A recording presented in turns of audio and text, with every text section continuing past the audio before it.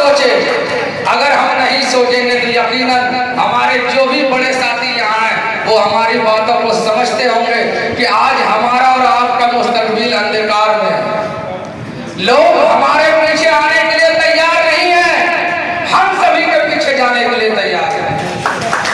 सच्चाई यही है और इस सच्चाई को मिटाना होगा। वो कुव्वत अपने आप में और अंदर पैदा करना होगा कि लोग हमारे पीछे आए, हम आपके पीछे नहीं जाए। अगर ये कुव्वत पैदा कर दिए तो यकीन जानिए हम ही वो शख्स हैं, हम ही वो कौम है जिसका अल्लाह खुद फरमाते हैं कि तुम ही सर बुलंद रहोगे, तुम ही जमीन पर खलीफा बन के उतारे गए हो और तुम ही के नेतृत्व में देश ही नहीं दुनिया चलेगा। हर चीज को करने से पहले नियत होना बहुत जरूरी है और नियत हो तो साफ साफ होना बहुत जरूरी है। अगर हमें राजनीति और रणनीति करना है तो इसके अलावे भी बहुत पार्टी है। यहाँ इस पार्टी में तो ईमानदारी की बात करना होगा, हिस्सेदारी की बात करना होगा और अपने हक हुकूक का बात करना होगा। अगर हम लोग इसको करेंगे तो यकीनन नागनगर ही नहीं बल्कि भागलपुर के दूसरे विधानसभा का भी बारी आएगा तो हम लोग जीतेंगे, फतेह करेंगे। मैं इन्हीं बातों के साथ अपनी वाणी को समाप्त करता हूँ। जय हिंद, जय भारत, बहुत बहुत शुक्रिया। वजह यही है कि जब हम लोग भागलपुर के अंदर 2019 में इस पार्टी को भागलपुर में लाए थे और हम लोग डगर डगर पूछे तक एक छोटी सी जमात थी और एक आज बहुत बड़ी जमात बनकर आज के उभरी हुई है। बहुत ही खुशी है जो हम चलते गए और कारवां बढ़ता गया और हमारे नागनगर विधानसभा जो हमारा क्षेत्र है जो सच बोलने वालों का सरदार वैसी पढ़ेंगे कि कमजोर लग रहे सब पढ़ेंगे कि मायम पाटिल जिंदाबाद, मायम पाटिल जिंदाबाद कि अब वीराने हिंदुस्तान में, अब वीराने हिंदुस्तान में गुलशन हो आबाद, मायम पाटिल जिंदाबाद, आदिल साहब जिंदाबाद, ओवैसी साहब जिंदाबाद, आदिल साहब जिंदाबाद। इस मजलिस का पैगाम मोहब्बत हर घर तक पहुंचाना है। भारत के कोने कोने में झंडा ये लहराना है। भारत के मेरे मोहतरम, मेरे बुजुर्गाने दीन और मेरे नौजवान भाइयों, ये आज का जो प्रोग्राम है कार्यकर्ता सम्मेलन ऑल इंडिया मजलिस इत्तेहादुल मुस्लिमीन की जानिब से, क्योंकि चुनाव का वक्त आ चुका है और आप लोग भी ये खूब अच्छी तरीके से जान रहे हैं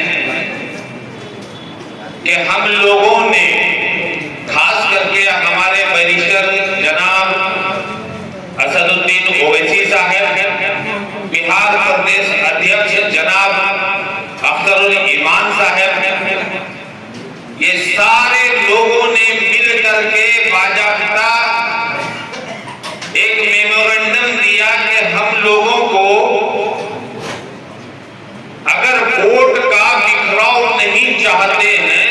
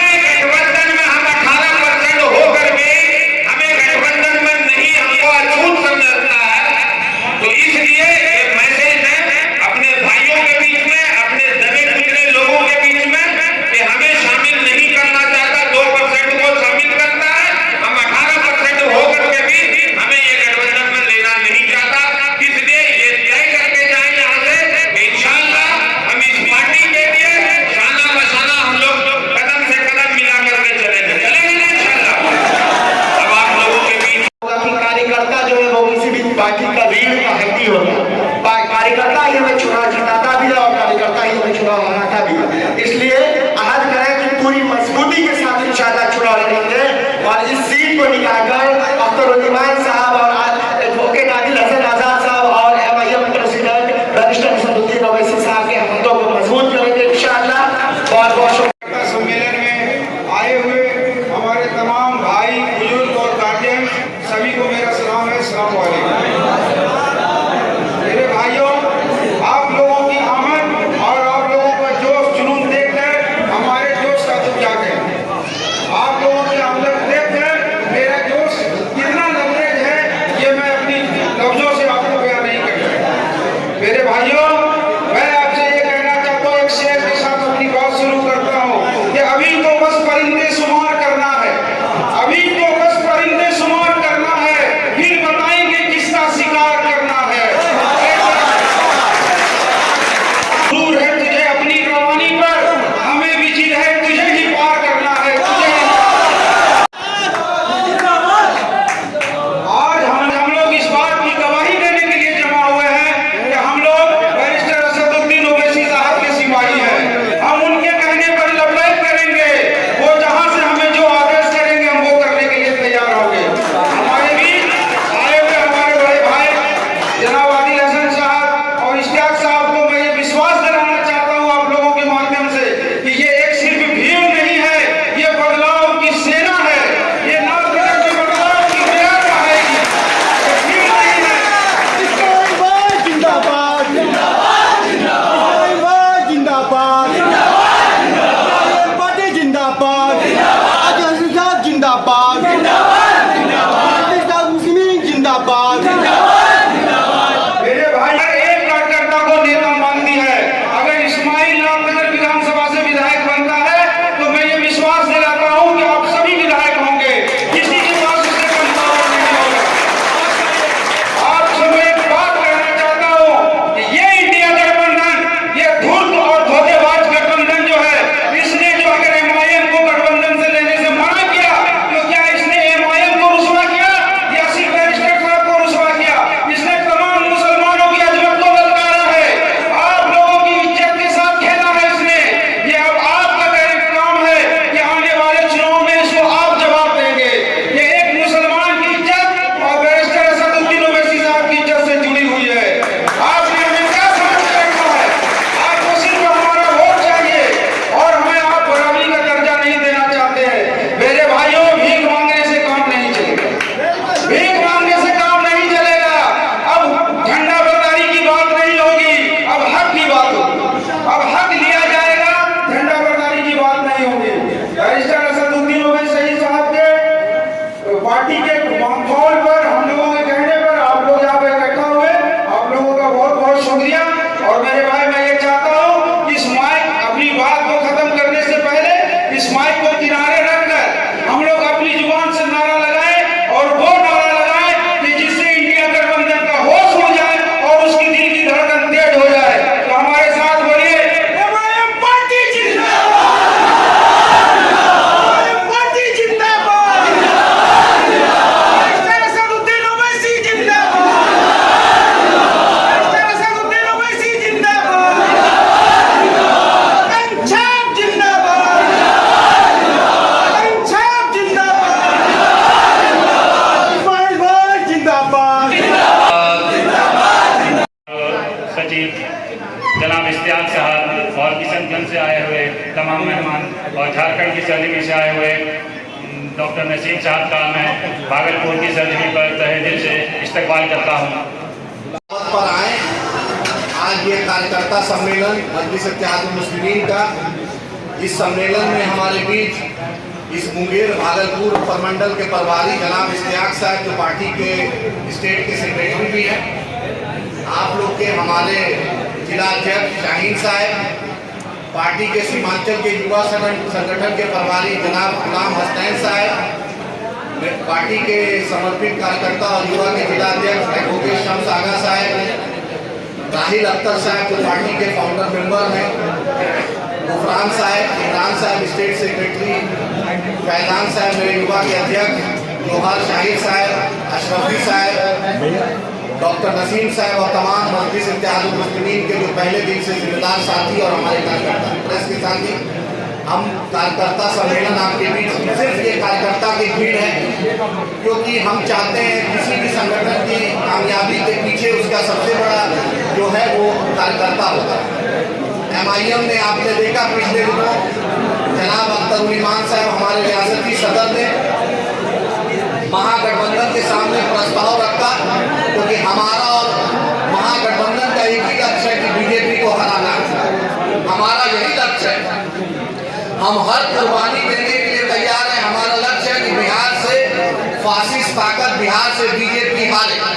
आपने देखा कि हमारा 4 MLA को तोड़ दिया राष्ट्रीय जनता दल के नेतृत्व नीतीश कुमार के साथ, तब भी अख्तर उल ईमान साहब ने क्योंकि बीजेपी को बिहार में नफरती सौदागरी को हराना है। आपने देखा गिरिराज सिंह टेक्सटाइल मिनिस्टर है, भागलपुर टेक्सटाइल इंडस्ट्री है, लेकिन बिहार में टेक्सटाइल पार्क नहीं लगे। चिराग जी मंत्री है, लेकिन उनके विभाग से जो भी केंद्र में 10-12 मंत्री बिहार से बनाए, एक काम बिहार के लिए नहीं है। सिर्फ इन लोग दूसरे प्रदेश में जाकर फीता काट रहा है। अभी बिहार आएगा, चुनाव आ रहा है, तो नीतीश कुमार को सुहावने भाव में वादा याद आ रहा है। तो आपसे यही मीडिया के माध्यम से हम आज फिर आपके बीच आए हैं कि अख्तर उल ईमान साहब, इंजीनियर आफ्ताब साहब और मेरे पार्टी के राष्ट्रीय अध्यक्ष जनाब बैरिस्टर असदुद्दीन ओवैसी साहब और पूरी स्टेट कमेटी ने एक फैसला लिया कि बीजेपी को हराने के लिए हम महागठबंधन में जाना चाहते हैं।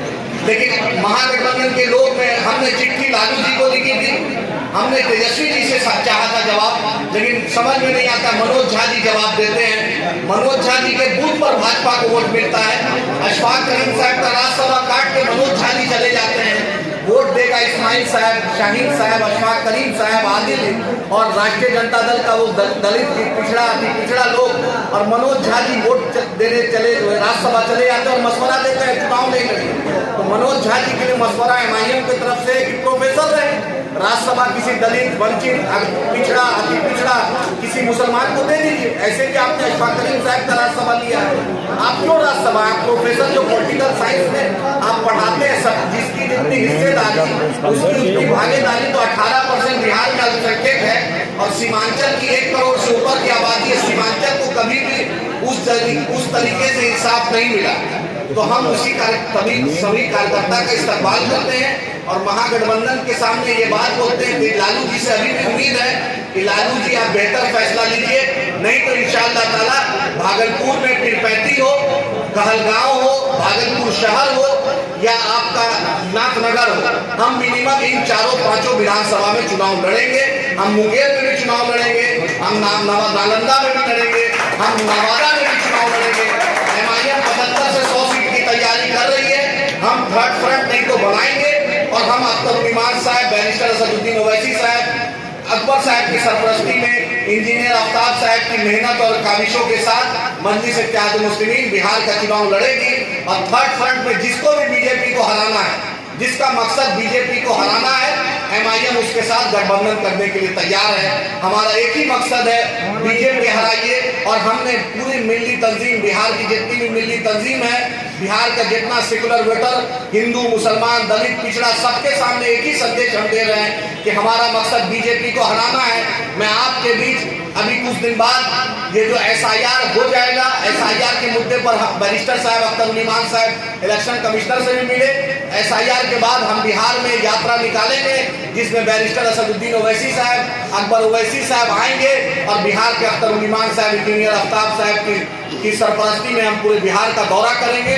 हमारा मगध का दौरा होगा, भागलपुर मुंगेर प्रमंडल का होगा, बिहार शरीफ नालंदा का होगा, मिथिलांचल का होगा। MIM एक ताकत है, आज नौजवानों, बूढ़े बुजुर्ग में आज सबसे बड़ी एक आवाज है। बिहार में सबसे ज्यादा विपक्ष में अगर किसी ने आवाज उठाई तो उसका नाम अख्तर उल ईमान है। चाहे किसी भी पार्टी में आप जोड़ लीजिए, MLA में अगर पूरे बिहार का मुद्दा अगर उठाया तो उसका नाम अख्तर उल ईमान है। तो हम अख्तर उल ईमान साहब की क़यादत में बिहार में चुनाव लड़ेंगे। आपके बीच हम एक और संदेश दे रहे हैं, हम CM और डिप्टी CM का महागठबंधन के सामने शर्त नहीं रखते। हमने इंसाफ मांगा कि 18% की आबादी है, हमें सीमांचल की आबादी, हमारी आबादी के हिसाब से महागठबंधन हमें ले। हम फिर से ये बात बोलते हैं कि महागठबंधन अपने अहंकार, अपने गुरूर में जो लोग जो चाहते हैं कि तेजस्वी जी को गलत समझा रहे हैं, वो समझाएं कि MIM आज ताकत है। सिर्फ हम कार्यकर्ता को बुलाए हैं तो ये हॉल में जगह नहीं है। अगर हम पूरी हर जिला में जाकर पता कर लीजिए, MIM ऐसा कोई ब्लॉक नहीं है, कोई पंचायत नहीं है जहां पर बैरिस्टर असदुद्दीन ओवैसी साहब, अकबर साहब, अख्तर उल-इमान साहब, आफ्ताब साहब का झंडा उठाने वाला नहीं है। तो फिर से आपके प्रेस के माध्यम से उन अहंकारी लोग को बताना चाहते हैं कि बाबू, रावण का भी गुरूर नहीं रहा है, किसी का गुरूर नहीं रहा है। तेजस्वी जी जो आपको गलत समझा रहा है, आप उसको बोलिए।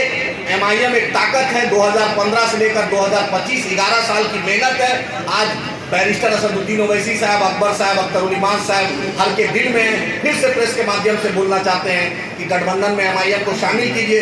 आदिल भी कुर्बानी करने के लिए तैयार है, इस्माइल भी तैयार है, बिहार का मजलिस का एक कार्यकर्ता कुर्बानी के लिए तैयार है। लेकिन उसको इंसाफ चाहिए, उसको हिस्सेदारी चाहिए। इसके लिए हम लड़ाई लड़ेंगे। अब बीजेपी हमारे खिलाफ थी और हम उसके खिलाफ हैं। क़यामत की सुबह तक बीजेपी के खिलाफ हम इंशाअल्लाह रहेंगे। कि हमारा ये पार्टी सीमांचल से चली थी, आज मिथिलांचल, भागलपुर, बिहार का हर जिले में चले गए। हमारा मुख्य एजेंडा है बीजेपी हराओ, बिहार को उसके साथ इंसाफ दो।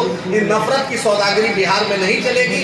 बीजेपी सिर्फ नफरत कर रही है। नरेंद्र मोदी का जो गुब्बारा है वो गुब्बारा फूट गया है। और बैरिस्टर असदुद्दीन ओवैसी साहब ने जो पाकिस्तान के खिलाफ जो मर्द मुजाहिद जैसा बात किया, बीजेपी के पास संबित पात्रा, बीजेपी के पास शहजाद पूनावाला, साजिया इल्मी, प्रदीप भंडारी, सुधांशु त्रिवेदी को भेजने की सकत नहीं थी।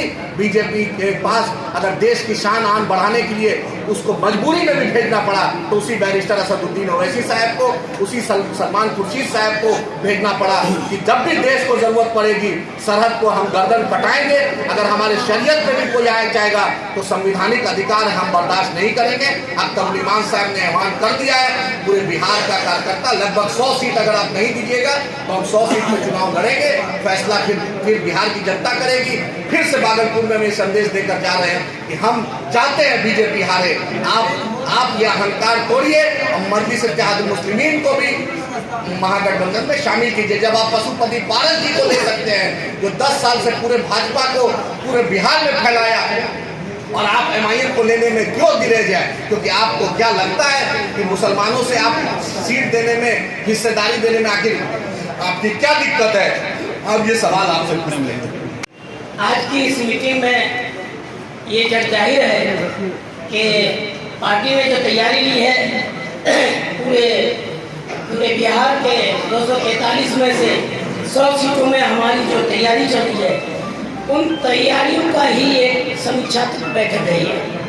और हम आपको बता देना चाहते हैं कि पार्टी ने तय किया है कि नाथनगर हम इलेक्शन लड़ेंगे।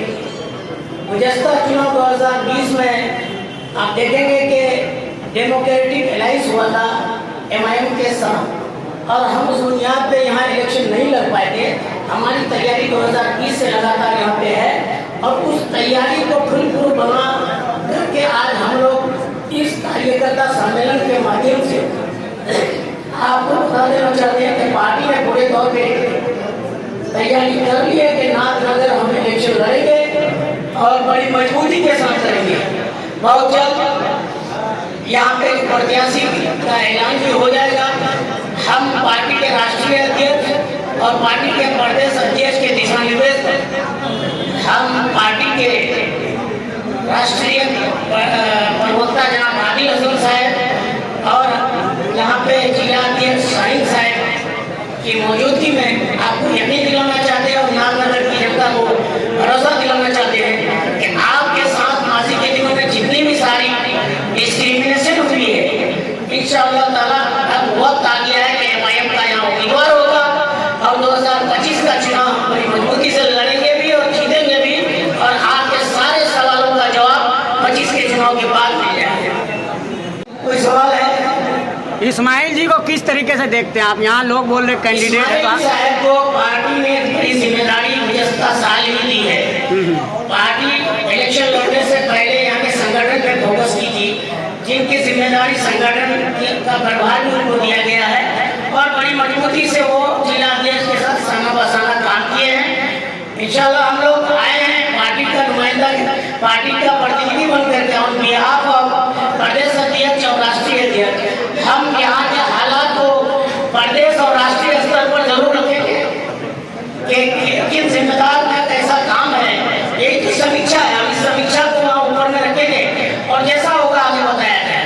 जी धन्यवाद। पार्टियां हैं और उसके बाद देखेंगे कि आपको 2 दर्जन पार्टी पड़ी हुई है। हमारे विचारों से, एमआईएम के विचारों से जिन जिन पार्टियों का विचार मेल खाएगा उसके साथ हमारा गठबंधन करना तय है। आप पिछले बार भी देखे होंगे कि 6-7 पार्टियों को मिलकर मिला करके हम लोगों ने इलेक्शन लड़ा। 18 सीटों में इलेक्शन लड़े, जिसमें हम 5 सीटों में जीते, 4 सीटों में हम दूसरे पोजीशन में रहे। हम बड़ी मजबूती से आज एमआईएम अपने नाम का बहुत बर्दाश्त नहीं है। बिहार का जन और करकन एमआईएम अख्तरुल ईमान साहब और बैरिस्टर सदुद्दीन अवैसी साहब के नाम से वाकिफ है। इसलिए हमें नहीं लगता है कि कोई मेरे साथ आए या ना आए या कोई आएगा तब हम इलेक्शन लड़ेंगे। मेरा इलेक्शन लड़ना तय है। मगध भी लड़ेंगे, मिथिला भी लड़ेंगे, सीमांचल तो लड़ेंगे ही, चूंकि दारुसलाम के बाद सीमांचल, हैदराबाद के बाद पूरे हिंदुस्तान में सबसे मजबूत हब जो है एमआईएम का वो है सीमांचल। तो इसलिए वो कोई शक की गुंजाइश नहीं। आवाम ने भरोसा जताया है सीमांचल में विधायकों का मामला जनता की अदालत में है। 3 महीने बाद चुनाव है और जनता की अदालत सुप्रीम कोर्ट से भी बड़ी अदालत है। 3 महीने बाद उन लोगों को उनका सजा सिला मिल जाएगा। उसका मामला जनता की अदालत में है और हम विश्वास करके इलेक्शन लड़ते हैं, लगवाते हैं। किसी के कपार में लिखा नहीं रहता है कि आपकी सत्ता ईमानदार है, और ईमानदारी नापने का कोई पैरामीटर भी नहीं होता है। इसलिए देखिए हम लोग पूरे वफा वोट कहीं बिछड़ तो नहीं जाएगा विधानसभा चुनाव में। सेकुलर वोटों का जो ठेकेदार है, ये जुमला आप लोगों के जुबान में पहले डाल चुका है। जब जहाँ जाते हैं हिंदुस्तान के कोने कोने में सेकुलरिज्म का ठेकेदारी करने वाले ये नौ-निहाल सेकुलरिज्म लोगों से, सेकुलर पार्टियों के अलग-अलग से पूछे कि मुसलमानों के साथ आपने डिस्क्रिमिनेशन क्यों किया। उनसे पूछे कि जब बिहार का चीफ मिनिस्टर 1989 में सत्येंद्र नारायण सिंह था तो इसी धरती पर मुसलमानों के साथ क्या आपने इंसाफ किया। 1989 का भी इंसाफ करना चाहिए। नाथनगर विधानसभा चुनाव उसी समीक्षा के बुनियाद पर हम पार्टी के राष्ट्रीय प्रवक्ता के साथ आए हुए हैं और हम इस जिले के प्रभारी भी हैं और पार्टी के दिशा निर्देश पे हम लोग आए हैं। जैसा भी फीडबैक होगा पार्टी को समर्पित करेंगे यहाँ का रिपोर्ट और पार्टी भी फैसला ले लेगी इंशाल्लाह मजबूती से इस बार मंडल में चुनाव लड़ेंगे। नाथनगर प्रियोरिटी है, लेकिन भागलपुर भी उतना ही अजीज है जितना पिलपैती और कहलगांव भी। ये हमारी सीट है, हमारी नुमाइंदगी करेगी और जो हालात हैं उनसे हम रूबरू होंगे। एमआईएम का आज यहाँ पे हबीबपुर में कार्यकर्ता मिलन समारोह था, क्या कहेंगे? आज हम लोगों का एमआईएम का भागलपुर जिले में कार्यकर्ता सम्मेलन खास तौर पर इसलिए हुआ है कि भागलपुर में कई सीटों से चुनाव लड़ा जाएगा, इस पर विचार विमर्श होना है। प्रदेश का नेतृत्व इस बात को तय करेगा कि कहाँ से कौन सीट लड़ाई जाएगी और कौन लड़ेगा। खास तौर पर हम लोगों का एक इकट्ठा होना इस बात का संकेत है कि भागलपुर के अंदर एमआईएम मजबूती से काम कर रही है। यहाँ लगभग सभी सीटों पर प्रत्याशी भी है और कार्यकर्ता भी है। हम लोग आने वाले समय में यहाँ से चुनाव लड़ेंगे और यकीनन जो भी प्रत्याशी हमारा लड़ेगा वो चुनाव जीतेगा। साथ ही साथ एक बात और कहना चाहेंगे कि महागठबंधन को हमारे पार्टी ने कई बार संकेत दिया, सामने से बात किया कि आप हमें भी शामिल कर लीजिए। अगर नहीं शामिल करता है तो तमाम दोष भी महागठबंधन का होगा, एमआईएम का नहीं होगा और हम लोग मजबूती के साथ चुनाव लड़ाएंगे। इसी विषय को लेकर हमारे प्रदेश के नेतृत्व आज कार्यकर्ता महासम्मेलन में आए थे और उन्होंने अपना नेतृत्व दिया। इस तरीके से आप समझ लीजिए एक सर्वे हो रही है कि यहाँ पर कौन सा प्रत्याशी को उतारा जाए। फिलहाल हमारे बीच हमारे इस्माइल भाई हैं, मिलेगा और हम लोग उनके साथ चुनाव में जाएंगे। हाँ, कहीं ना कहीं एमआईएम को कहा जाता है कि वोट काटने के लिए खड़ा होता है, तो क्या लगता है?